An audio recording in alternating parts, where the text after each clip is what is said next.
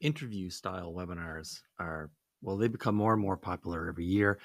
It's kind of a faster, cheaper, and I mean cheaper in the sense of time needed to prep kind of webinar than you might otherwise expect for a traditional one where you have a narrative structure and slides and that kind of stuff. I don't think they accomplish the same goals, and that's fine as long as you understand the goals you're going for. The goal of a host plus presenter or just a presenter kind of webinar is to achieve a call to action that puts somebody closer, ultimately puts them closer to a meeting with sales, puts them closer to a conversation with the company somehow, with someone who they understand is going to try to explain what the company does and ultimately get something purchased. The interview style ones don't usually achieve that, if only because it's much tougher to have a structure in the questions and the answers that you're going to do in an interview where it doesn't sound forced. If the questioner is, seems to be moving towards a path, or if the speaker seems to be pushing something in a salesy kind of mode, it's possible to write these things. It's possible to script them. And with enough rehearsal, they're amazing, possibly the most powerful form of webinars ever. But for that, you essentially need someone who is good at speech writing. You need someone, not just speech writing, but someone who is good at writing dialogue, usually technical / business dialogue, in a way that doesn't sound forced or too rehearsed and sounds natural. And then someone has to actually run through it over and over and over. It can require quite a lot of more work. And so you rarely see it. Instead, interview style webinars are best suited for building awareness, just sort of letting someone know that you exist and that they could, if they wanted to, investigate a bit more. And that's why in interviews, in webinars, and podcasts, you normally at the end just say, so, if someone wants to learn more, where should they go? And then the person being interviewed will give their website or the name of their book on Amazon or something like that. Your presenter is not going to have a book on Amazon, most likely, and the website is going to be the same one in many cases as your own website if you're the interviewer. So instead of putting together a narrative structure for you for interviews, since they're so varied and they have different goals than the other two types, I'm just going to go over a couple of more advanced points. Everyone sort of understands, okay, I'll either show up and someone will ask me questions, or we might trade the questions ahead of time. So at least I know the topics, or I might be able to put together some quick notes for myself if I'm the one being interviewed, so I know how to respond and there isn't a lot of dead air and stuff. So that's sort of 101 for interviews. So let's talk about some of the more advanced ones. And these assume that you're also on camera and they're not just audio only. Okay. The first is you really should do a rehearsal. If you can't do a rehearsal, either the host and the presenter should be fairly experienced in their respective roles. So the host should have interviewed lots of people, or at least a handful, and the interviewee should have been interviewed again about half a dozen times or more, until you get to that point where you're kind of used to it as a speaker or as a host, answering questions and maybe pivoting a little bit here and an anecdote in this interview that you might not have ever used before or won't use again. I mean, you got to get comfortable with it. A rehearsal is fantastic. If you can't rehearse, it's also pretty common. Maybe the speaker, in this case, the interviewee in this case, is like a high-level exec, and they just are never going to have time to go through a half hour or 45-minute session with you as a rehearsal, even one time, never mind 2 or 3.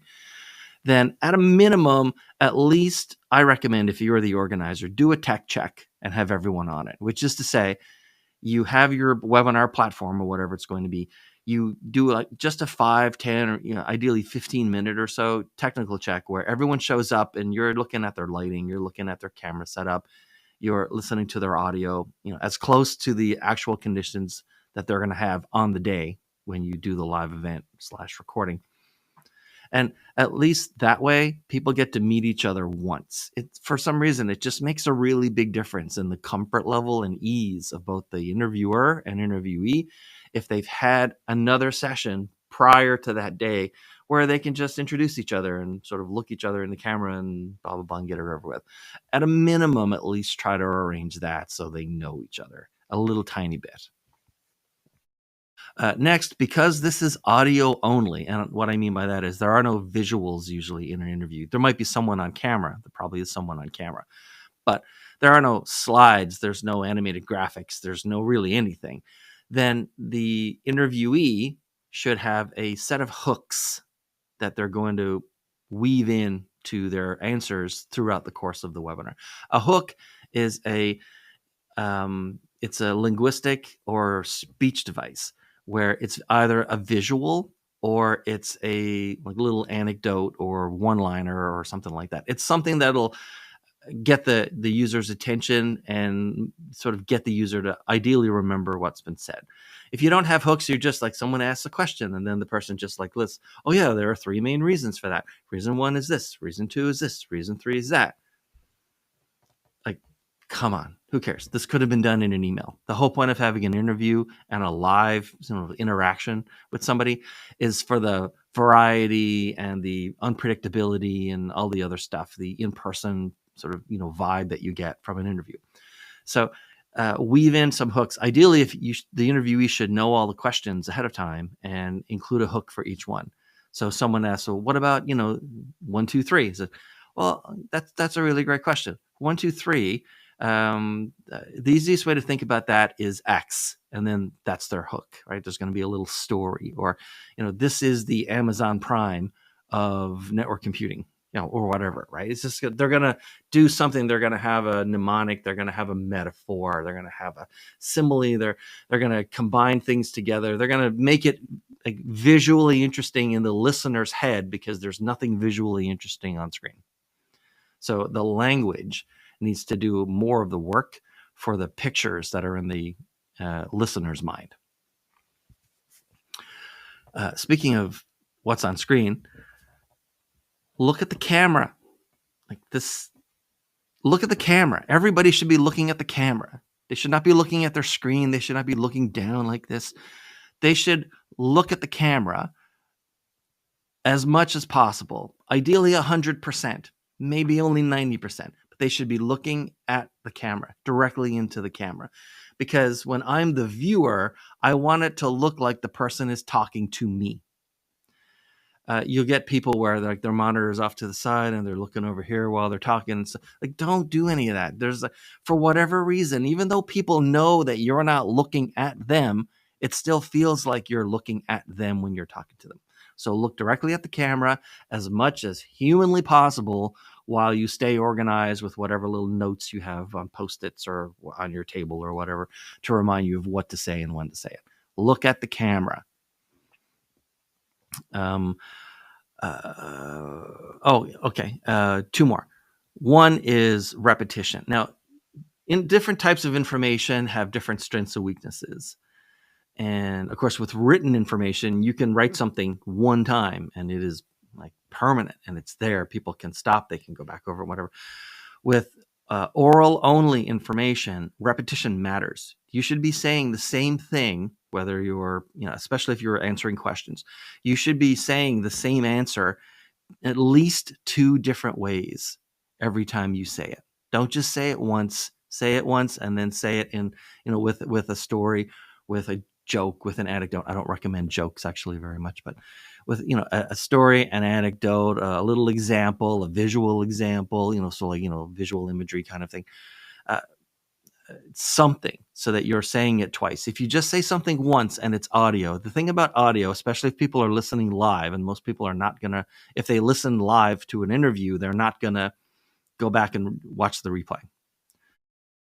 So when they're listening live, the information is like a river, right? It flows. It never stops flowing. They can't pause you if they're driving and listening to you or doing their other work and listening to you. They don't pause and rewind and then to see what they missed. If they missed it, they missed it. And so with all types of audio information throughout all of history, whether it's communicating with drums or communicating with songs or whatever, there's lots of repetition. That's the nature of audio only information distribution. So say everything at least twice. Once as a fact if you want to, once as an example or a story or something. But everything should be thought of twice. And finally, and this is not for the interviewer, this is not for the interviewee, it's for the interviewer. You really need to dial in your bridging. Bridging is how you connect things together during an interview. So bridging starts with the very first word that you say to the audience and or the interviewee, and then you need to bridge them together. So if you ask a question and then they answer the question, ideally in two different ways in the same response, so that you're getting our repetition in the audio stuff, then you need to pick up on something they said or the very last thing they said and use that somehow as you talk to bridge into the next question. It cannot be like you ask a question, they give an answer. Tiny bit of dead air. You ask a question, they give an answer. Tiny bit of dead air. Doesn't work like that. You bridge into your introduction. You bridge over to asking to your first question. They answer the question. You bridge from their answer to your next question. Down the road, if there's going to be a Q&A, for instance, you bridge out of their last answer and into the Q&A section. It's your job to make it seem fluid, that the interview. It cannot be stilted. It cannot sound like it's chopped up. So bridging is important. Figure out how to sort of drag things out a little bit. Figure out how to look or sound a little bit stupid, or like deliberately misunderstand something, or deliberately understand something but incompletely, and have them sort of reinforce it or repeat something. It needs to sound like an actual conversation. It's also, by the way, that's also one of the reasons why writing them, if you're ever gonna do one that's fully scripted, or if you're ever working with someone who's going to write out your stuff, the bridging and the fluidity of it is one of the main challenges of it. It's why it's so hard to write these things in a way so that they sound good with people who are not trained actors, or at least not very experienced at using scripts. But again, they're not for driving people to sales. If your idea for driving people into a meeting with sales is to use a series of live events / webinars, interviews are probably not the way to do it. Sprinkle them in. It's great. You want variety, but they're more for building awareness and trying to form some sort of affinity type connection with your company. They're not for specific calls to action that are going to move people down your sales funnel. The structured ones are just way better for that. Unless you happen to have an interviewer and an interviewee who are just fantastic. They've done a ton of these things. They've really got their message dialed in, and they know how to move people toward, from point A to point B as they give their answers, or in the little sort of wrap up at the end. But it's fairly rare, especially for corporate type ones. You see it a little more in B2C ones, where the same interviewer and the same interviewee are doing the same thing over and over. That can work. Or the same interviewees going around to different podcasts and basically saying the same thing over and over. That can work. But even then, it's not nearly as powerful for driving people towards a conversation with sales as the structured ones. But like I said, they're becoming more and more common. They're more and more popular. They're cheaper to produce because they require usually a little less prep, because you only have two options for prep in an interview style: very little prep or a massive amount of prep. There's kind of nothing in between if you're going to do them right. So those are the interview style webinars. I got nothing more to talk about. That's about it.